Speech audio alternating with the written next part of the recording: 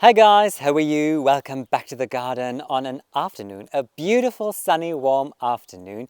Spring is really early this year and nothing to complain about. I'm absolutely loving it, and I could finally really get out in the garden and do all of these small projects that I was longing to do already for quite a while, and I'm happy to share it together with you today. What I want to do today is I want to propagate some of my perennials, and obviously when it comes to propagating perennials there are all different methods that you could use.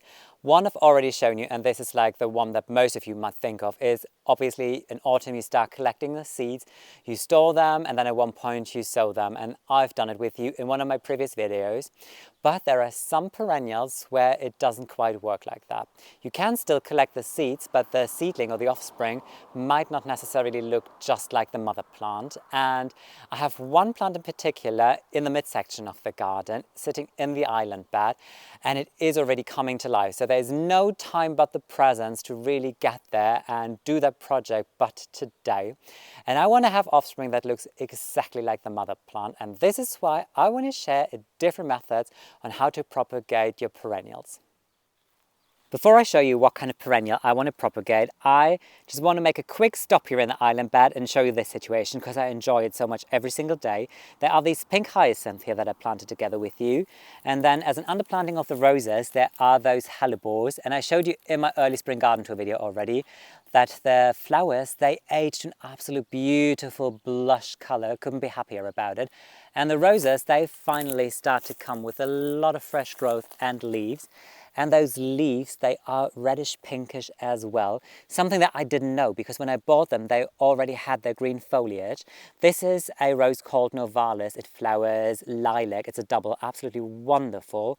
But everything feels so beautifully color coordinated here. And it was just a lovely coincidence. There's just one word for this situation: serendipity. This is the plant that I want to propagate together with you today. Some of you might recognize it just from the foliage of this time of the year. It's an aquilegia or columbine, and it sits pretty much in the center of the island bed, as you might recognize here. And it sits a little idle. And the reason for it is last year, I think in May or so, I came in and I just couldn't take the situation of the island bed anymore. And I removed a lot of the soil because it was so steep and not looking nice. So I leveled it out, put a lot of fresh compost in here just to improve the soil, because most of the soil looked just like this here, which is, I mean, it's not terrible, but it's very, very sandy, our soil here, our native soil. It has perfect drainage. This is where anything that is a bulb is very, very happy in our garden. And this is also the reason why like iris and sedum are flowering like crazy. But what I want to do is obviously level this area out as well. So just lift these columbines here, take out some of the old soil, put some lovely fresh compost in here, mix it all under.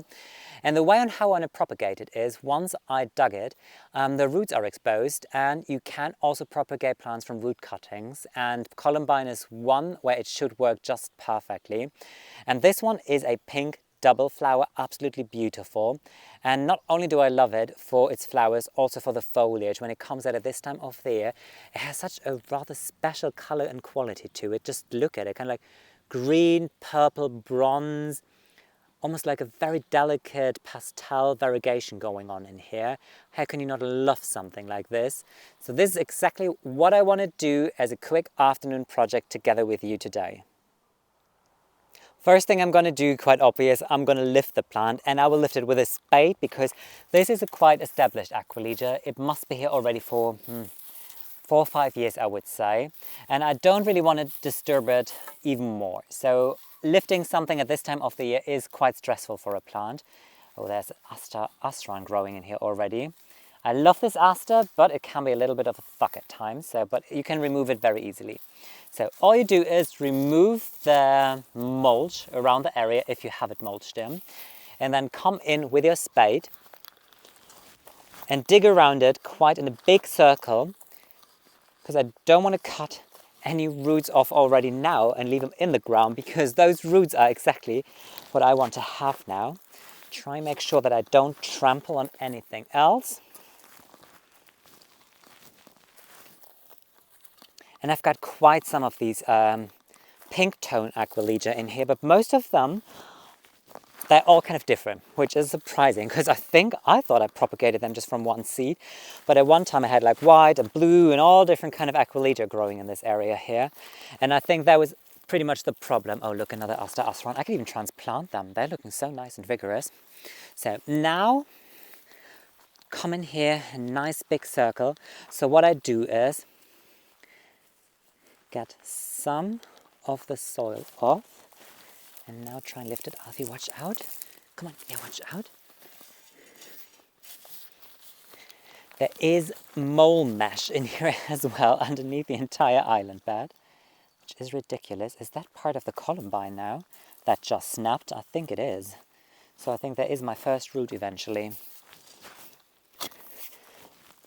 Yes, there it is. That was a good sound.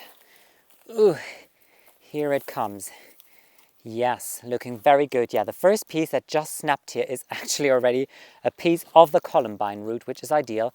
I'm going to give you a closer look in a second because these roots, they are quite fleshy and thick, and you would not think that a delicate little plant like this produces such massive, huge roots as it does.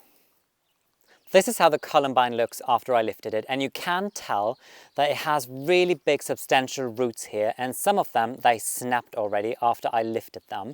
So all I did basically is I went into the planting hole and started digging, and I found obviously some of those roots here, which is ideal.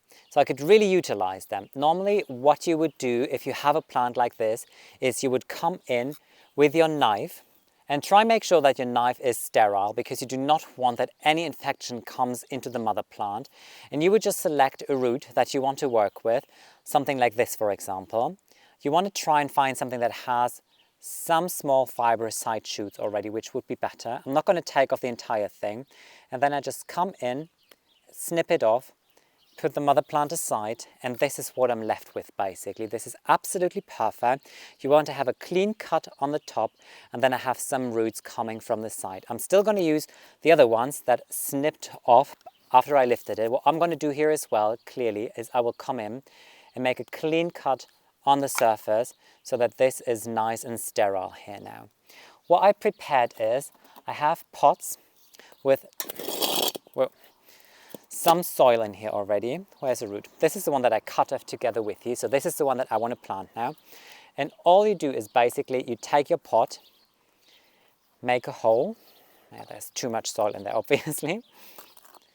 I use like fresh potting compost, the same one that I would use for my pots. If I potted up pansies with you the other day, this is just exactly the same potting mix that I would use. Put the cutting in here. Obviously, the cutting point where you separated it from the mother plant is facing upwards. And now I just come in, hope you can see it, and just fill it with some fresh, lovely soil all the way up to the cutting point. The cutting point is not buried. The cutting point is sitting just idle with the soil. I do firm it in a little bit, and then I just tap it a little bit. I think Beth Chatto once said you should not firm it in. She even compared it with something. I forgot what she said now.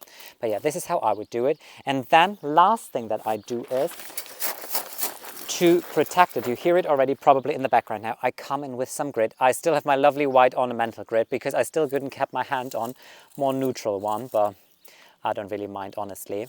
And the only reason you cover this with grit is obviously, after I potted these rootings, I will water them in. And the grit is going to help to retain the moisture in here. It helps, or it prevents that any weed seeds might fly in here easily. And it also keeps the heat in here quite well because we're still early in the year. So this is what I'm going to do now. Pot these up quickly, and then obviously this one needs to go back into the soil as fast as possible.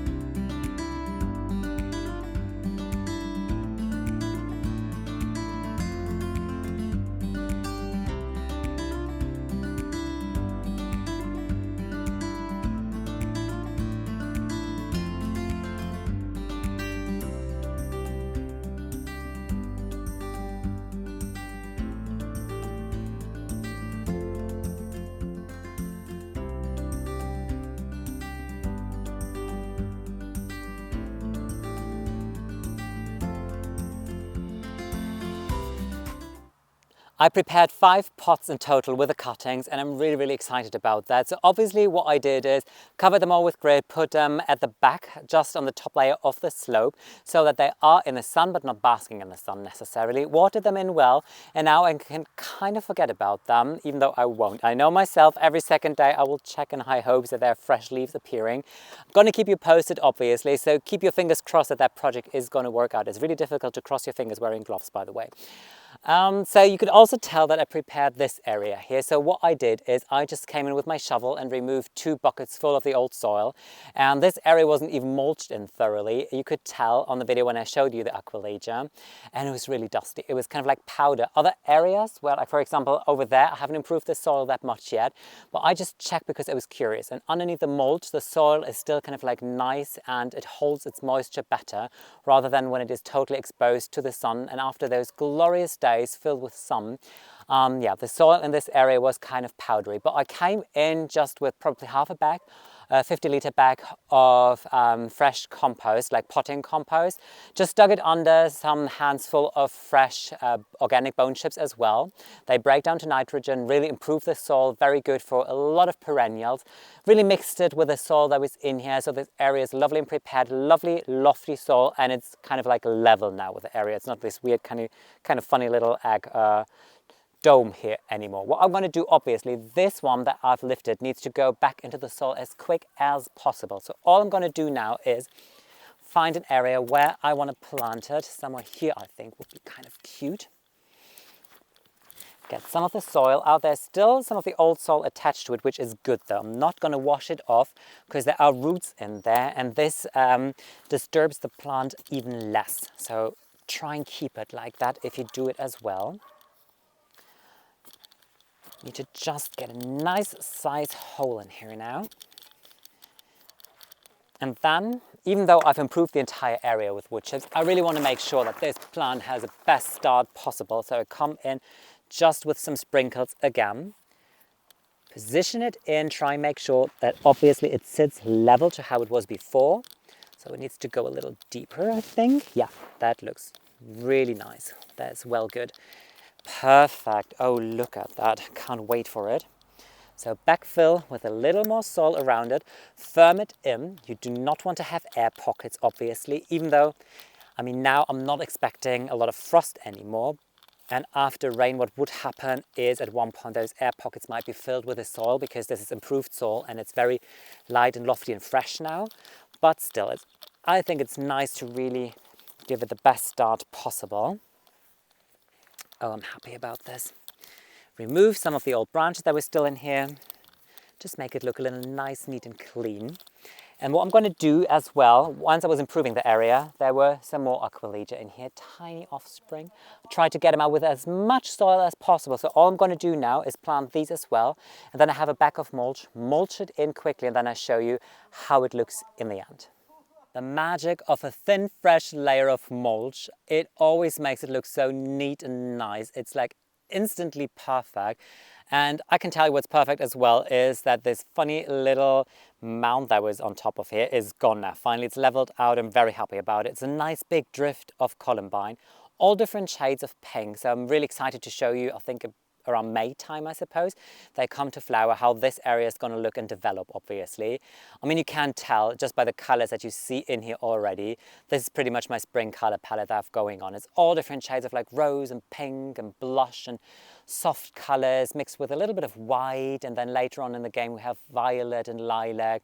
And I think the reason why I love to play with all these like soft colors is the soft light that we have at this time of the year. If I just swing around, you get to see this absolute magnificent sunset that I'm experiencing in the garden today. You guys, that is it for today's video. And to be fair, when I walked out with you in the late afternoon, I thought, well, I have all the time in the world, but I keep on forgetting how fast the sun sets at this time of the year. But then how beautiful does it set? I mean, come on. The entire back garden is flooded in the most glorious sun possible. So happy about it. Beautiful. So what I'm going to do now quickly is clean all the mess that I made, because that is still sitting to my left on the lawn. And then I take Alfie with me, and then we just have a stroll through the garden, play a little bit and enjoy the rest of the day. today.